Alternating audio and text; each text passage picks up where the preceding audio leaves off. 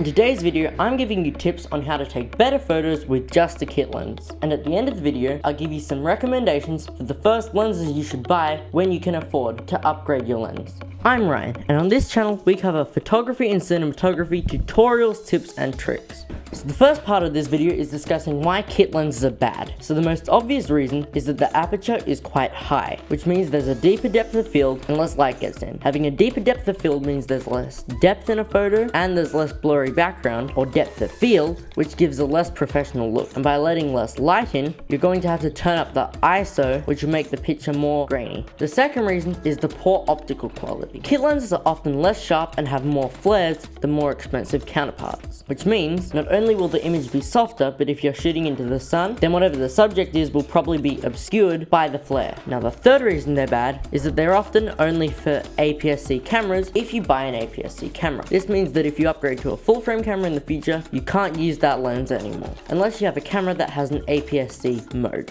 What are your tips for using a kit lens? Let me know in the comments down below. Now let's talk about what's good about a kit lens. So the first thing is that they're either cheap or free because they often come with the camera. Now the second thing that's good about them is that they're very versatile. You can shoot wide or shoot tight. Now let's talk about how you can actually take photos with a kit lens that look professional. So the first thing to do is to create more depth. To do this, you can use the lighting. You can try Rembrandt lighting, which is what I use here, or even backlighting. A common way to make photos and videos look better is to shoot with a golden hour backlight. That creates a very beautiful and cinematic image. Another way is to get a hairlight like I have here. That'll get you further away from the background. And you could also try lighting your background a different color or white balance. That will create even more difference between you and the background. Here's what flat lighting looks like, and here's what Rembrandt lighting looks like. Another way to create more depth is to bring your subject away from the background and zoom the kit lens to 55mm, because that gets the most depth of field or blurry background as possible. The lens I recommend most for a first lens purchase is a 51.8. They're available for most systems and they're relatively cheap no matter which system you have.